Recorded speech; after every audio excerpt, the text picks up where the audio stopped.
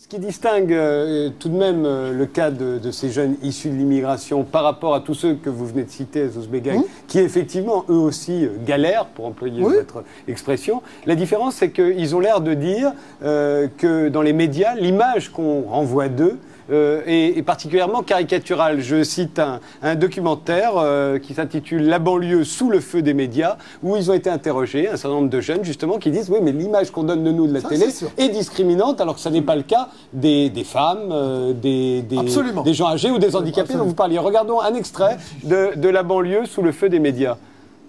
Là, on l'a vu, à vous de juger, le jeune de la Courneuve avec son pull à capuche qu'on a mis juste en face du ministre de l'Intérieur. Non, excusez-moi. Excusez-moi, les délinquants, c'est pas les policiers dans mon esprit.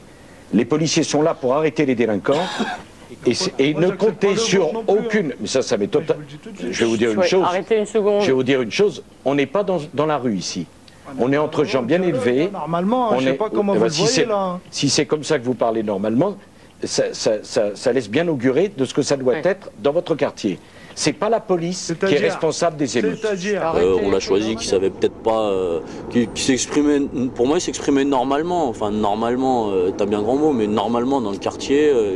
Enfin, je veux dire, il l'a pas insulté, il lui a pas manqué de respect. Donc, bon, bah, il parlait quartier, mais bon, c'est pas ce qui fait de lui un délinquant ou un voyou. On est rentré dans des démagogies comme un arabe, c'est l'islam, c'est Ben Laden, c'est maintenant jeune, banlieue, c'est. Ah, ça choque plus maintenant. Voilà. Au début, c'était choquant, mais maintenant. C'est clair, maintenant on fait avec, non? Vous acceptez, vous rendez? Non, on n'accepte pas du tout, mais on est là, on reste comme on est, on peut rien faire, tout simplement. Voilà. Eux cherchent la casquette, la provoquer, ça, c'est con.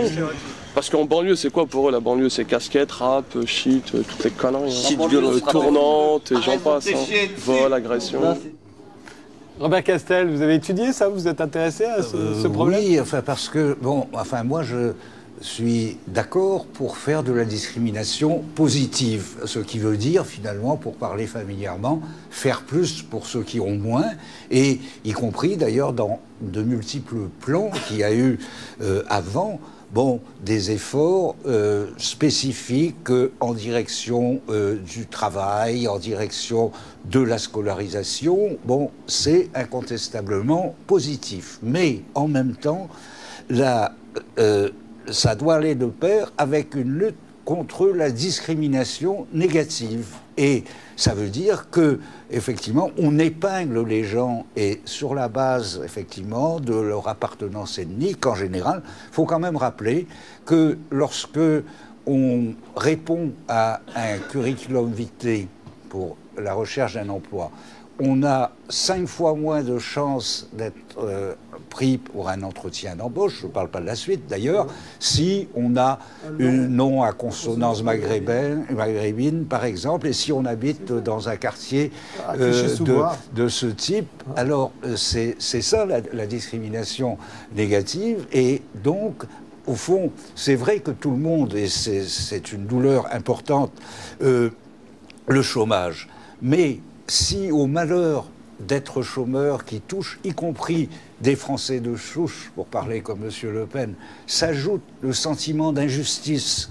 de n'avoir pas été traité à parité et comme un citoyen français dans la plupart des cas, puisque beaucoup de ces jeunes le sont, eh bien, bon, là, c'est la révolte, c'est la rage, je ne justifie pas n'importe quoi, mais enfin, il y a quand même ma question, est-ce que cette discrimination négative dont vous parlez, il y a une responsabilité, là, à votre avis, des médias qui, comme ils ont l'air de le dire, ne cessent de caricaturer les jeunes qui habitent dans ces cités et ont l'air d'oublier qu'il n'y a pas seulement des rappeurs, des dealers, je ne sais plus toutes les énumérations qu'il a faites, qu'il y a aussi des informaticiens, des médecins qui sortent de ces quartiers.